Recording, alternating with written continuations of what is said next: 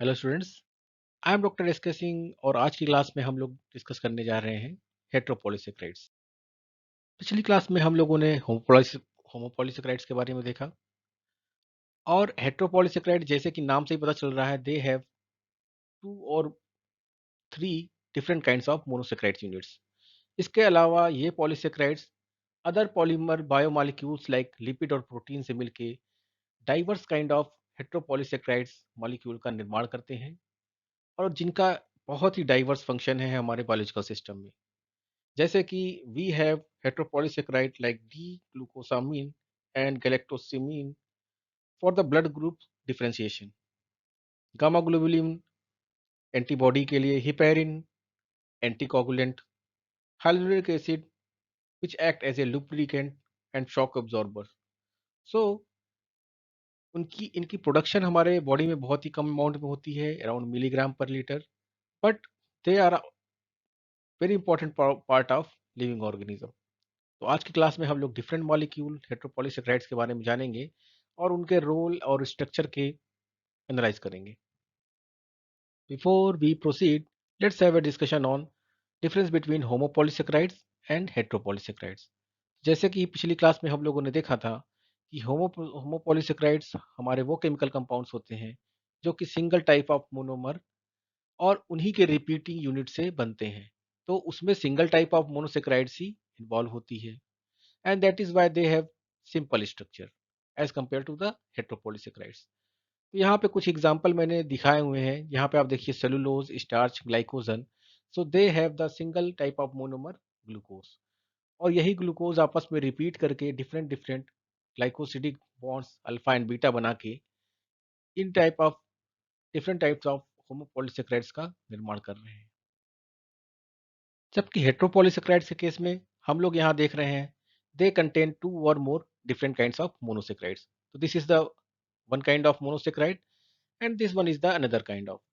और ये दोनों आपस में जुड़ते हैं और एक आपस में रिपीट करते करते हाइलुरोनॉन एक हेट्रोपॉलीसेकेराइड्स का निर्माण कर रहे हैं। सिमिलरली यहाँ पे हम देख रहे हैं कॉन्ड्रोइटिन सल्फेट एंड हिपेरिन में भी यही प्रोसेस हो रहा है। सो that is why they have the very complex structure जो कि अभी हम लोग डिस्कस करेंगे। So on the basis of the repeating unit of the polysaccharides, we can divide polysaccharides into two class, homopolysaccharides and heteropolysaccharides. Further, on the basis of their function, we can divide again two class, storage polysaccharides and structural polysaccharide, homopolysaccharide के case में। और storage में हम लोगों ने ये सारा कुछ एनालाइज कर लिया है पिछली स्लाइड में, starch, glycogen, inulin and dextran. Structural में cellulose, lignin and chitin, these are the different होमोपॉलीसेक्राइड्स।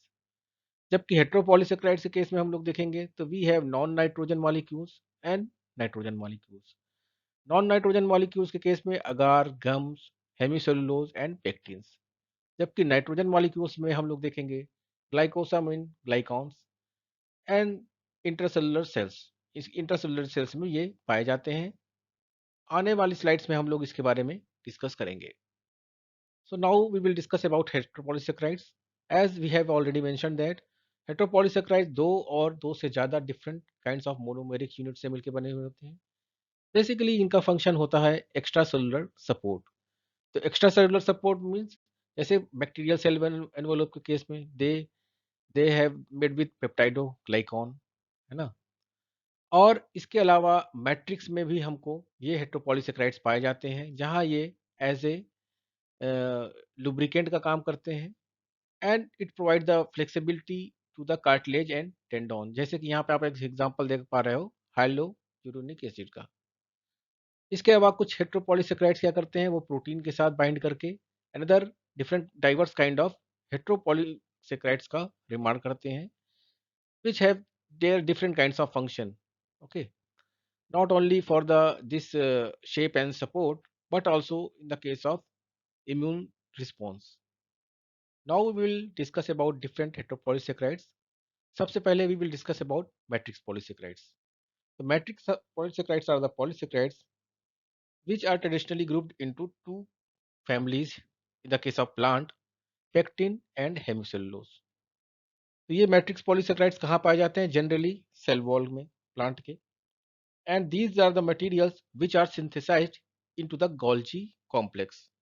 और गोल्जी कॉम्प्लेक्स में सिंथेसिस के बाद ये एक प्रोसेस होता है एक्सोसाइटोसिस, उसके थ्रू यहाँ पे ये डिपॉजिट हो जाते हैं and they become intercalate with different cellulose microfibrils. यहाँ पे आप देख पा रहे हो हेमीसेलुलोज और पेक्टिन यहाँ पे इंटरकलेट हो गया है सेलुलोज को, and that is why they provide the strength and flexibility to the cell wall. Now we will discuss about these polysaccharides step by step. तो जैसे कि मैंने पहली स्लाइड में ही मेंशन कर दिया है कि these metrosaccharides occur actually in the primary and the secondary cell wall. They are the cellulose microfibrils और साथ में cellulose microfibrils पाए जाते हैं और इसके साथ ही ये embedded होता है। तो these are the heteropolymers. Pectin क्या है? Pectin actually predominant in the middle lamella. Middle lamella में काफी अमाउंट में ये पेक्टिन पाया जाता है and this is the layer between neighbouring cells. Hemicellulose which have short chains and therefore partially soluble polymer। तो ये hemicellulose actually different kinds of polymer इसमें पाए जाते हैं, xylosyl, glucosyl, लैक्टोसिल।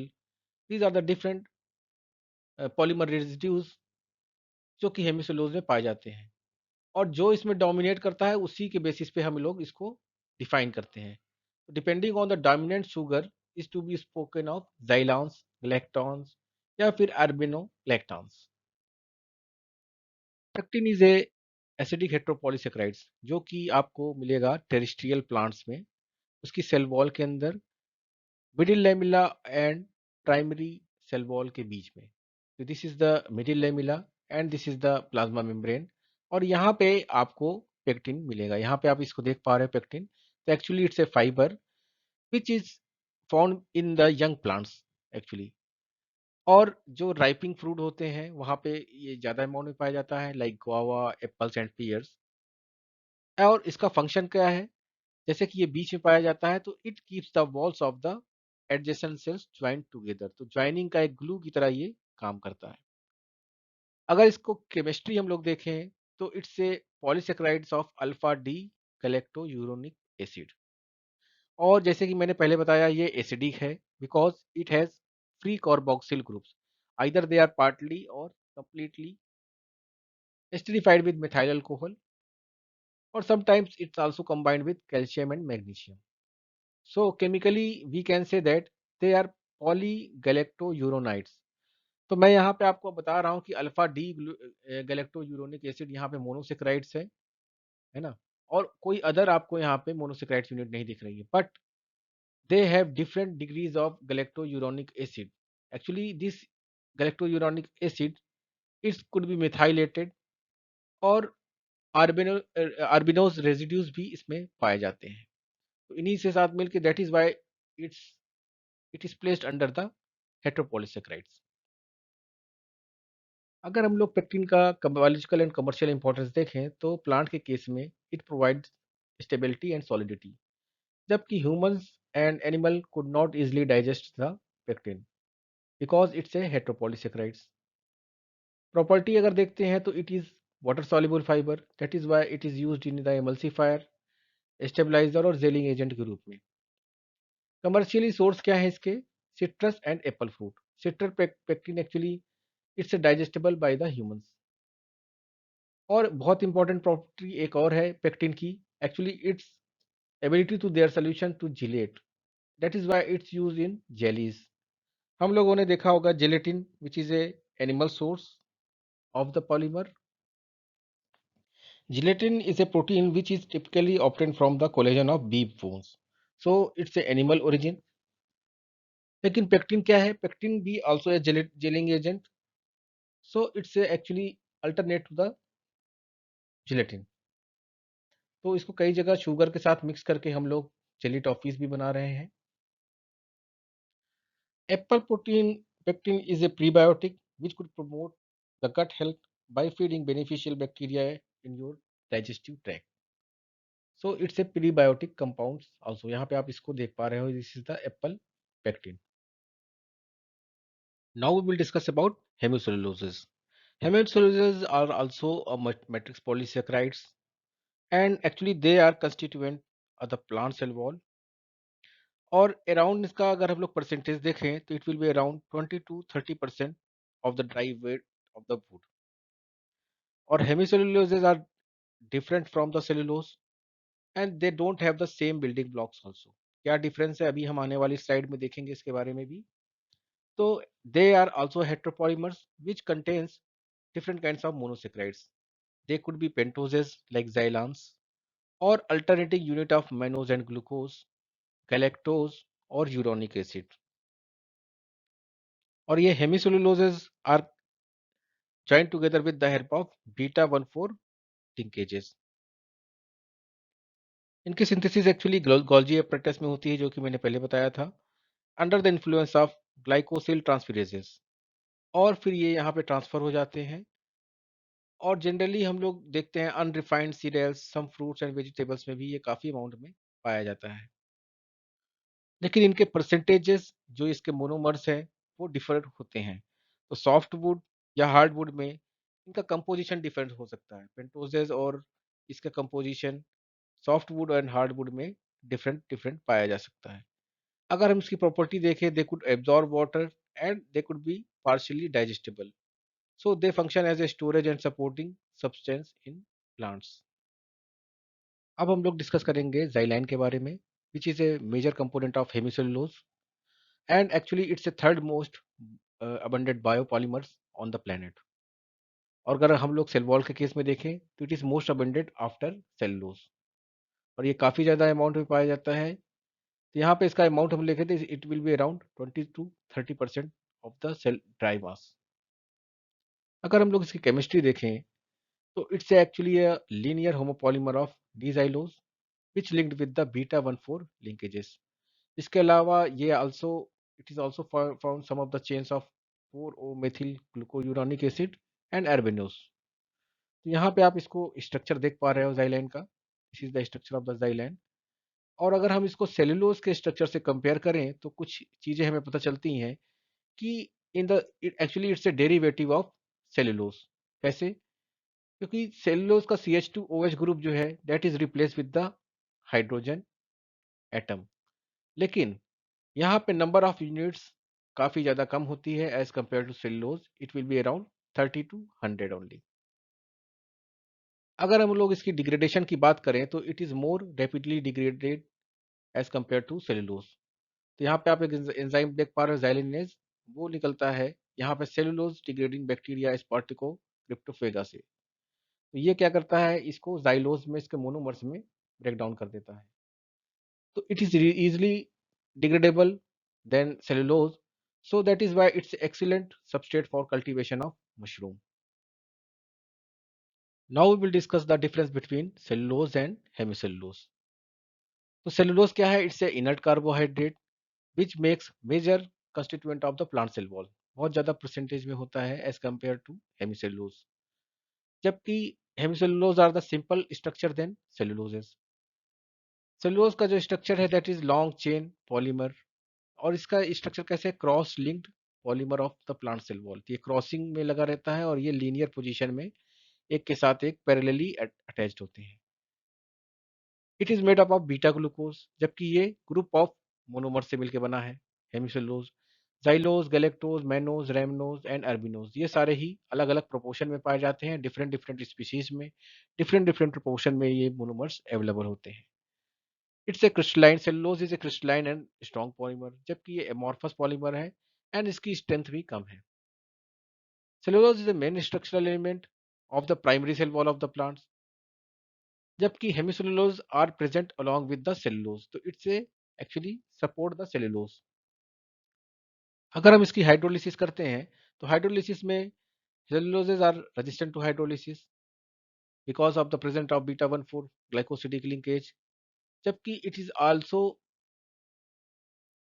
easily hydrolyzed with the help of dilute acid and base. Hemicelluloses बहुत आसानी से dissolve हो जाते हैं। अगर हम लोग इसकी मोनोमर्स यूनिट्स देखें तो सेलुलोज में बहुत ज़्यादा मोनोमर्स यूनिट्स पाई जाती हैं, 7,000 to 15,000 शुगर यूनिट्स पाई जा सकती हैं, जबकि सेमीसेलुलोजेस केस में ओनली 500 to 3,000 शुगर यूनिट्स पाई जाती हैं। सेलुलोजेस आर अनब्रांच्ड पॉलीमर, जबकि ये ब्रांच्ड पॉलीमर है। और सेलुलोज की सिंथेसिस कहाँ पे होती है? आरटीसीज पे, rosette terminal complexes at the plasma membrane.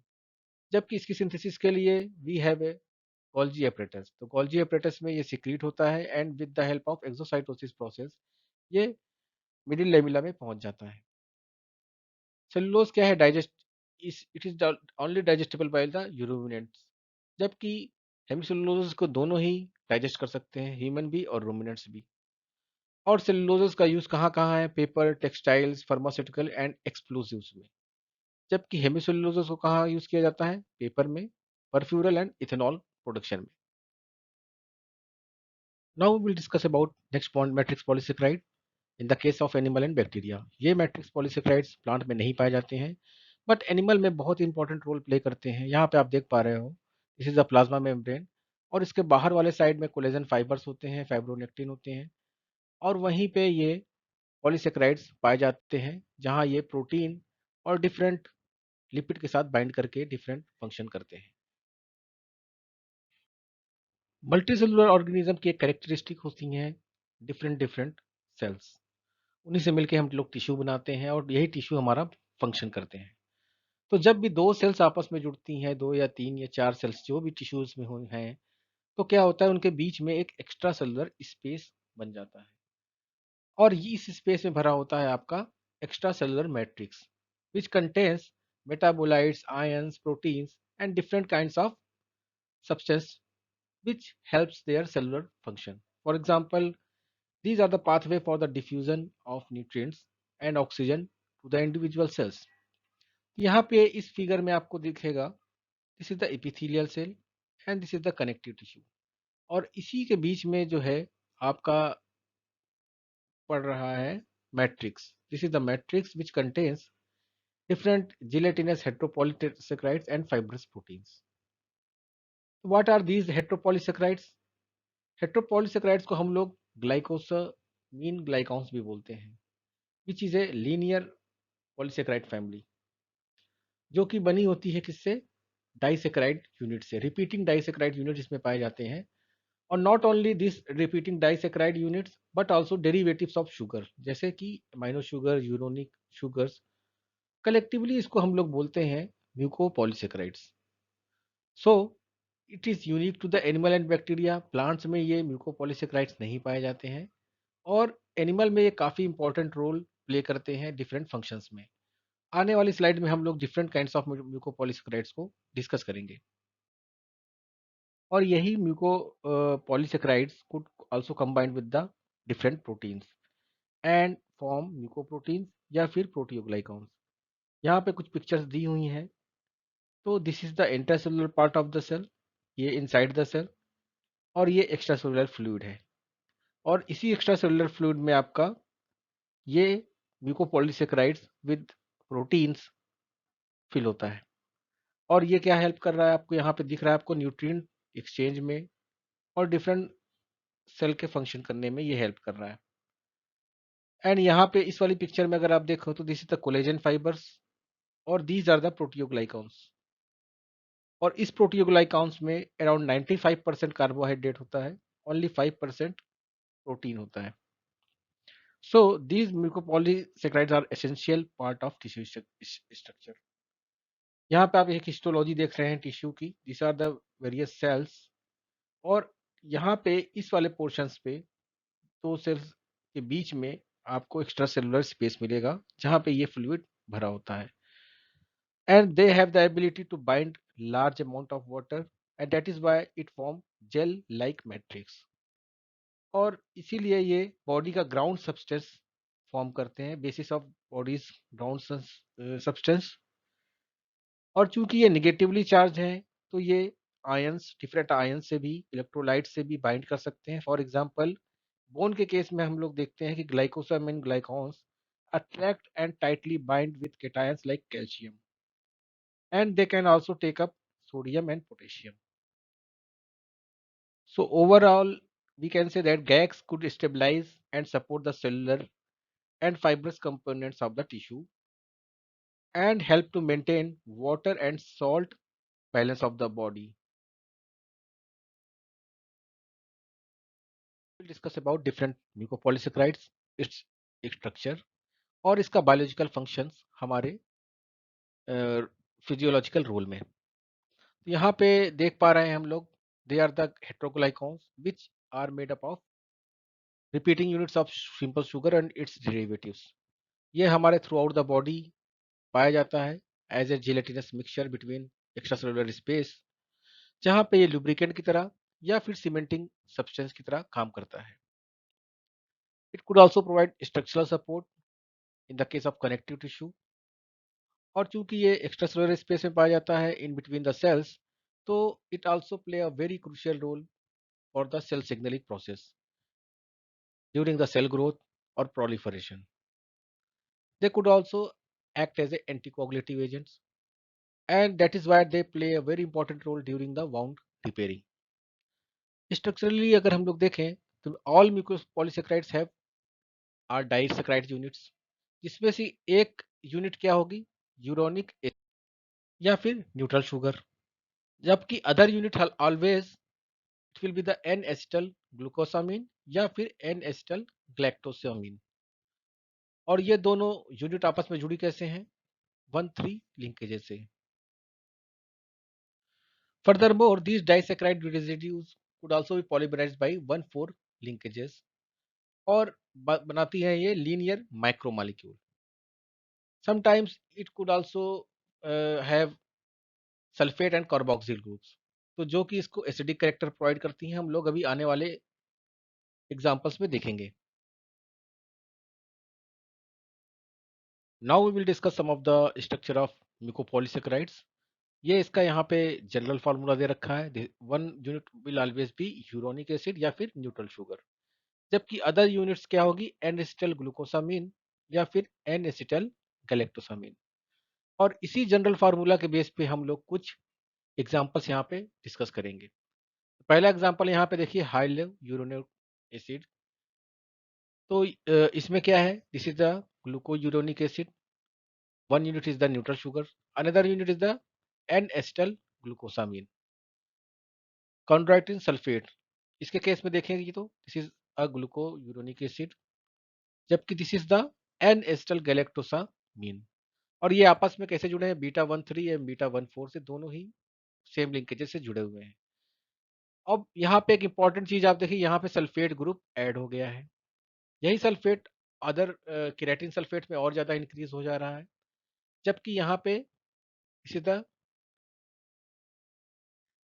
गैलेक्टोयूरोनिक acid और this is the N acetyl glucosamine. Heparin के केस में ये यहाँ पे चेंज होता आता है इसके एपीमर में, this is the iduronic acid and this is the N acetyl glucosamine. यहाँ पे लिंकेजेस भी चेंज हो रहा है, this is the beta 1,4 and this is the beta 1,3 linkages creatine sulphate में, जबकि यहाँ पे alpha 1,4 and this is the alpha 1,4। Sulphate यहाँ देखिए हिपैरिन में बहुत ज्यादा ऐड हो गया है, जो which provide its acidic nature. This table summarises the some of the important mucopolysaccharides, their components and their linkages. तो यहाँ पे आप देखिए हाइलोयूरोनिक एसिड, जो कि हमने पिछले वाली स्लाइड में भी डिस्कस किया था। तो first unit will be the glucuronic acid, जबकि another unit will be the N acetyl D glucosamine, और दोनों ही जुड़े थे बीटा 1,3 एंड बीटा 1,4 लिंकेजेस से। फर्दर मोर कॉन्ड्राइटिन सल्फेट में ये यूनिट सेम ही रहेगी, जबकि यहाँ पे आप देखिए this is the 4 sulphate and this one is the 6 sulphate. एक होता है कॉन्ड्राइटिन सल्फेट बी, वहां पे क्या होता है, this is the epimer of the glucuronic acid. यहाँ पे ये आ जाता है epimer, that is the L iduronic acid plus N acetyl D glucosamine 4 sulphate. इसका लिंकेजेस डिफरेंट हो जाता है अल्फा 1,3 एंड बीटा 1,4। एक another important example of this mucopolysaccharide is heparin sulphate, या जिसे हिपैरिन भी बोलते हैं। वहां पे देखिए आप, यहाँ पे आ जाता है glucuronic acid and then N glucosamine N sulphate. इसके लिंकेजेस अल्फा लिंकेजेस हैं, अल्फा 1,4 एंड अल्फा 1,4।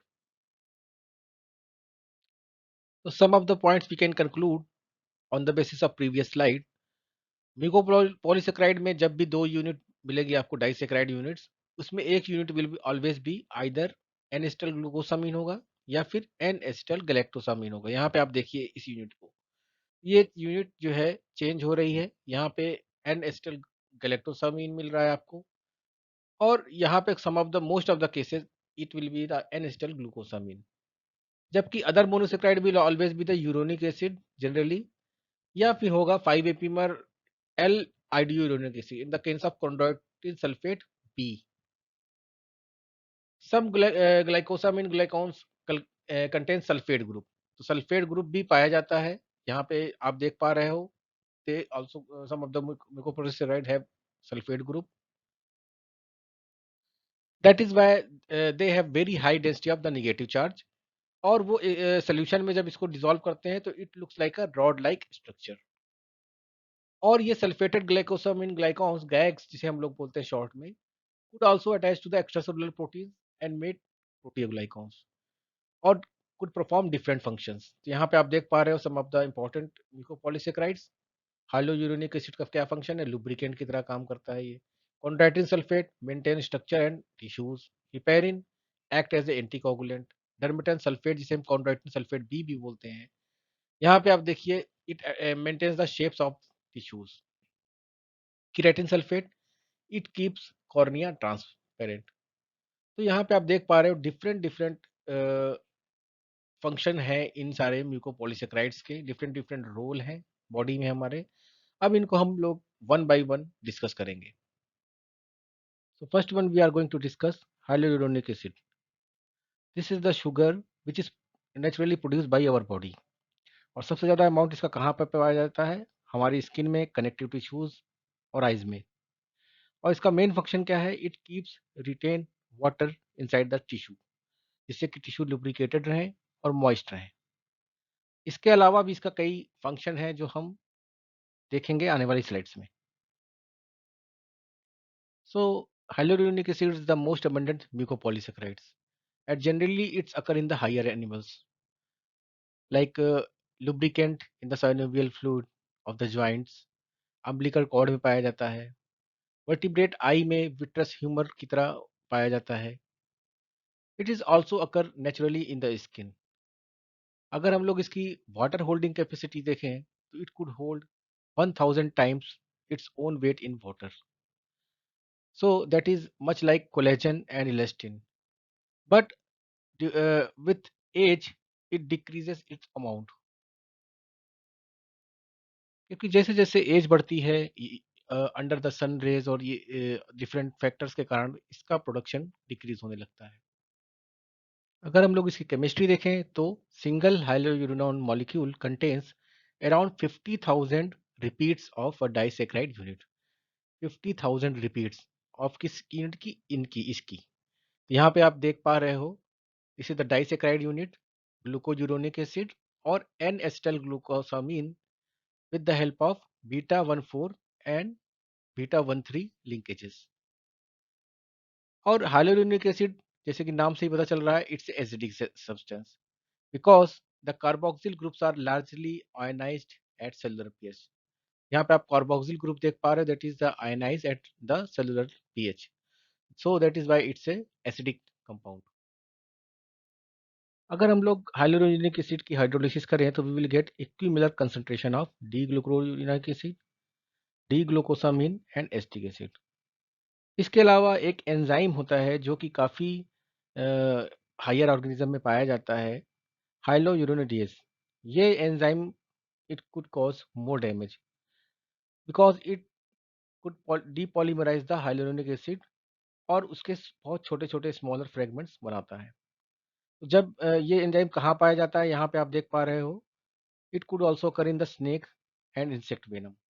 जब भी स्नेक या इंसेक्ट हमें काटते हैं तो they will release this enzyme that allow spread of toxin because it could damage to the hyaluronic acid, जो कि एक कवरिंग है हमारी स्किन पे। और जब ये कवरिंग हटती है तो क्या होता है, फॉरेन बॉडीज भी पेनिट्रेट कर सकते हैं आसानी से। इसके अलावा this enzyme could also occur in sperm, so during the fertilization which hydrolyzes an outer glycosamine glycan coat around the ovum, and allows sperm entry to the cervical canal to fertilise the ovum. तो fertilisation में भी ये help करते हैं। तो पिछली slide में हम लोगों ने देखा कि hyaluronidase enzyme could hydrolyse hyaluronic acid and could cause damage to our skin. So why this is very important component? What is the role of hyaluronic acid in our body? Now we will discuss in this slide. So roughly अगर हम लोग देखें तो half of the hyaluronic acid in our body is present in our skin. जहाँ पे ये क्या करता है, ये बाइंड करता है वाटर से एंड कीप रिटेन मॉइस्चर। जबकि नेचुरल जो एजिंग प्रोसेस होता है तो उसमें क्या होता है कि natural many things like ultraviolet radiation, tobacco, smoke, pollution can decrease its amounts in the skin. और अगर हम लोग हाइलोयूरोनिक एसिड के सप्लीमेंट्स लें या क्रीम लें या फिर इंजेक्शन लें तो what will help, it will help may prevent the decline by giving in your body extra amounts of hyaluronic acid. तो उसमें क्या करेगा ये, when it is applied to the surface of the skin, it actually reduces the wrinkles, redness and dermatitis. ये कई जगहों पे देखा गया है, कई स्टडी में। So it has also has antibacterial and anti inflammatory properties. इसके अलावा अगर हम लोग कई प्लेसेस पे देखें जहाँ पे ये पाया जाता है बॉडी में, like synovial fluid, umbilical cord, vitreous humour of the eye, तो वहाँ पे ये काफ़ी इंपॉर्टेंट रोल प्ले करता है एज ए लुब्रिकेंट। इसी के कारण हमारे साइनोवियल फ्लूइड जॉइंट्स जो है इजीली मूव करते हैं। एम्बिलिकल कॉर्ड के इसी फ्लूइड के कारण बेबी आसानी से मूव कर सकता है और हमारी आइज जो है मूव करती हैं because it's provide jelly like consistency. So it's a very important compounds, polysaccharide compounds, heteropolysaccharides for our body. Now we will discuss another important mucopolysaccharide, chondroitin sulfates. Actually, it's a group of compound and which form the important structural component of cartilage. जो कि ये provide करता है, क्या provide करता है ये, it's provides structural support resistant to the compression and it's a very widely used in dietary supplement during the treatment of osteoarthritis or cataract. It could be also used with other ingredients like manganese ascorbate, hyaluronic acid, collagen and peptides. तो यहाँ पे आप इसको different functions देख पा रहे हो chondroitin sulphate का, skin health support, bone health support, bladder function support, joint health and function. क्या है ये, इसका स्ट्रक्चर कैसे है, वो हम अब आने वाली वाली स्लाइड में डिस्कस करेंगे। सो अगर हम लोग कॉन्ड्राइटिन सल्फेट को देखें तो इसका पेरेंट सब्सटेंस क्या है, कॉन्ड्राइटिन, जो कि ग्रीक वर्ड कॉन्ड्रस से मिलके बना हुआ है, जिसे हम लोग बोलते हैं कार्टिलेज। तो chondroitin it's actually a dietary fibre which is found in cartilage and some of the components of cell coats. अगर इसका स्ट्रक्चर देखें कॉन्ड्राइटिन का, which is a parent substance for two more widely distributed mucopolysaccharides, chondroitin sulphate A and chondroitin sulphate C. इसका अगर हम लोग structure देखें, it is just like similar to the hyaluronic acid except it contains galactosamine।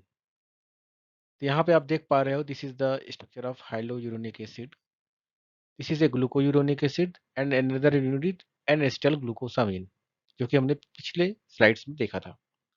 ये वाली unit जो है कॉन्ड्राइटिन में रिप्लेस हो जाती है एन एसिटल डी गैलेक्टोसामीन से।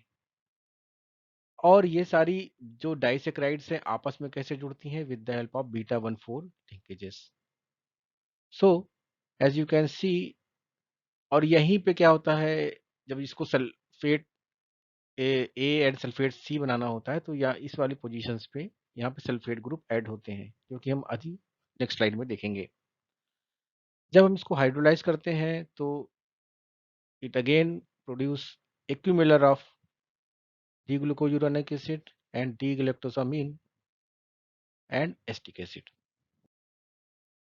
सो अगर हम लोग देखें तो जो most widely distributed chondroitin sulphates हैं ए एंड सी, ये कहाँ कहाँ पाए जाते हैं। Basically, it's form major structural component of cartilage, tendons and bones. तो आपके कार्टिलेज, टेंडन्स और बोन्स के जो मेजर कंपोनेंट्स हैं वहां पे ये पाए जाते हैं. And they are associated with collagen and other proteins. और इसी कारण ये क्या करते हैं, टेंसाइल स्ट्रेंथ बढ़ाने में. ठीक है. वॉल ऑफ एओर्टा में भी ये पाए जाते हैं.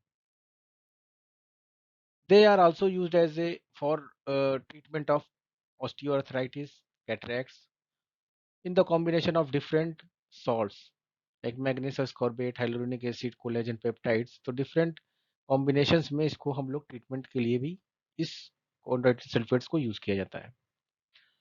अगर हम लोग इसकी केमिस्ट्री देखें तो जो कि हमने पिछली साइड में भी देखा था, it is made up of glucuronic acid and L acetyl galactosamine, but this galactosamine is now sulphated. Chondroitin sulphate A के केस में कहाँ पे सल्फेटेड होता है? At the carbon number 4. यहाँ पे आप देख पा रहे हो, this is the structure of chondroitin sulphate C. Actually तो यहाँ पे आप नंबरिंग आप देखिए, ध्यान दीजिए, 1 2 3 4 5 एंड 6. ये 6 कार्बन यहाँ पे आपको दिख रहा है. तो कॉन्ड्रोइटिन सल्फेट ए के केस में कार्बन नंबर 4 पे यहाँ पे ये सल्फेटेड हो जाता है. यहाँ पे आप देखिए, this is the chondroitin sulphate A. जबकि कॉन्वर्टिन सल्फेट सी के केस में कहाँ पे ये सल्फेटेड होता है? At the position of carbon number 6. और इसमें लिंकेजेस भी सेम इन्वॉल्व होंगे, β13 and β14. So this is a very important mucopolysaccharides. Both are very important for the health of tensile strength of cartilage and wall of aorta. So now we will discuss another important mucopolysaccharides जिसे हम लोग कॉन्ड्राइटिन sulphate B भी बोलते हैं, और generally इसे डर्मेटॉन sulphate भी में भी रखा जाता है. तो dermatan sulphate is a mucopolysaccharides, और इसका स्ट्रक्चर अगर हम लोग देखें तो it is very similar to the chondroitin sulphate A, except that यहाँ पे डी ग्लूकोयूरोनिक एसिड की जगह पे एल आइडोयूरोनिक एसिड पाया जाता है. ठीक है. तो यहाँ पे आप देख पा रहे हो, ये this is the chondroitin sulphate ए का एग्जाम्पल है. दिस इज द, तो यहाँ पे आप देख पा रहे हो, this structure has been replaced with this one. यानी कि डी ग्लूकोयूरानिक एसिड जो यहाँ पे पाया जाता है, it will be replaced with L iduronic acid which is a epimer of glucuronic acid. Linkages अगर देखें तो लिंकेजेस भी यहाँ पे चेंज हो जा रहा है. अल्फा 13 एंड β14 लिंकेजेस पाया जाता है. This is the alpha 13 and next one is the β14 linkages. और इसी मिस नैनोमर की वजह से डर्मेटान सल्फेट को हम लोग डिफर रखते हैं कॉन्ड्राइटिन सल्फेट ए एंड सी से, because its composition is different. L iduronic acid इसमें पाया जाता है. Now we will discuss another important member of CAC family, and this is also a sulfated polysaccharide. हम पीछे वाले हम लोगों ने देखा कॉन्ड्राइटिन सल्फेट ए बी एंड सी को, सल्फेटेड पॉलीसेक्राइड्स को. This is also a sulfated polysaccharides जिसे काफी ज्यादा अमाउंट में यूज किया जाता है in the case of medical procedures. Actually it act as a anticoagulant and helps to prevent blood clots during the time of medical condition और medical procedures. तो इसको काफी ज्यादा सर्जरी वगैरह में यूज किया जाता है. Now we will discuss about its structure and its application. Heparin sulfate. Heparin is the actually purified form of heparin sulfate, and it is highly sulfated polysaccharide as compared to the previous polysaccharides. ये काफी ज्यादा amount में sulphated होता है, and that is why it has highest negative charge density molecule. Okay, अगर हम लोग देखें इसका प्रोडक्शन तो कहाँ कहाँ पे ये होता है? Liver, lungs, arterial walls and specially in mast cells. जहाँ पे ये क्या काम करता है? It purpose of neutralising biogenic amines. Histamine को न्यूट्रलाइज करने में इसका यूज किया जाता है. सो हमारी बॉडी का बहुत ही इंपॉर्टेंट पॉलीसेक्राइड है ये mucopolysaccharides. So heparin sulfate is a heteropolysaccharide which is composed of alternating units of sulfated D-glucouronic acid and sulfated D-glucosamine N sulfate, and with the help of additional O sulfate group at C6 position. So this is sulfated D glucouronic acid, and this is the sulfated D glucosamine and sulfate. हमने पिछली वाली slide में देखा था कि ग्लूकोयूरोनिक acid वहां भी पाया जाता था, लेकिन वो सल्फेटेड नहीं था। यहाँ पे ये डी ग्लूकोयूरोनिक एसिड भी सल्फेटेड है। इसके अलावा ये कार्बन नंबर 6 पे भी सल्फेटेड है, and it is also sulphated on carbon number 2, this amine position. So इसका सल्फेट कंटेंट बहुत ज्यादा यहाँ पे आप देख पा रहे हो, which allows it to interact with other proteins. ये काफी ज्यादा हेल्प करता है, नेगेटिवली चार्ज है तो ये क्या करता है, अदर प्रोटीन मेंबर से इंटरेक्ट करने में ये इसको काफी हेल्प करता है।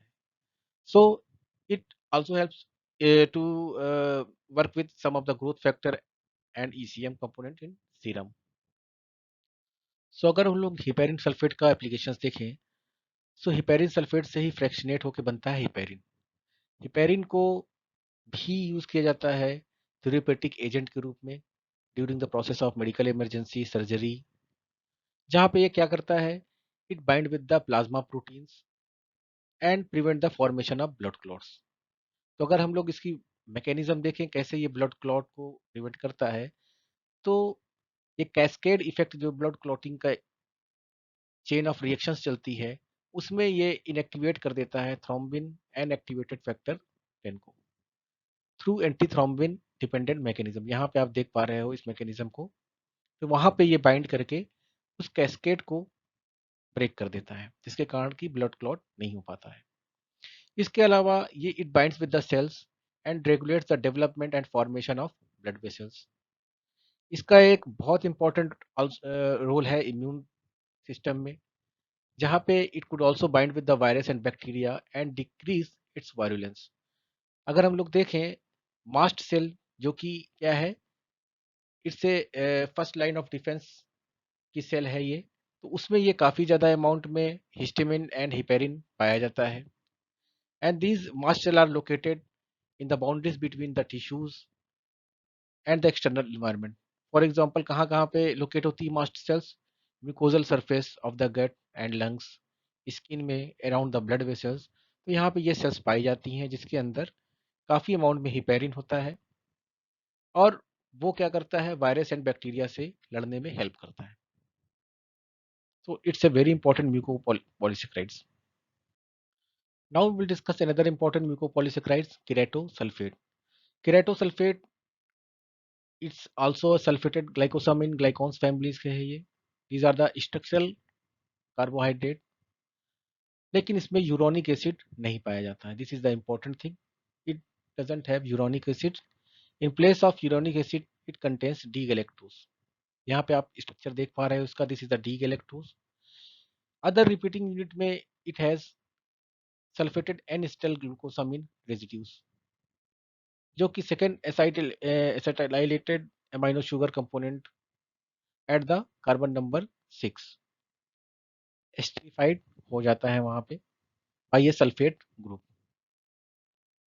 अगर हम लोग इसका फंक्शन देखें तो it present in cornea, cartilage, bone and variety of horny structure like horn, hair, hooves, nails and claws. काफ़ी ज़्यादा अमाउंट जगहों पे, काफ़ी लोकेशन में पाया जाता है ये, लेकिन ये प्रेजेंट होता है इसके साथ एक प्रोटीन के साथ, जहाँ ये बनाता है केराटिन सल्फेट प्रोटियोग्लाइकॉन्स। तो it's a major component of cornea which suggested have important roles for corneal development and maintenance of transparency of the tissue. In the last, we will discuss about another important heteropolysaccharides, agar-agar.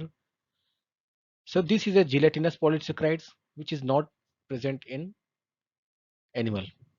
Actually, it's produced by the certain marine algae like Gelidium gracilaria, और Japan इसका major producer है। बहुत ज़्यादा important है इस gelatinous polysaccharide का।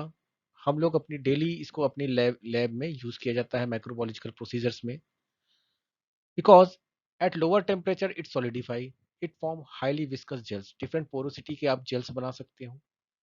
It is insoluble in cold but soluble in hot water.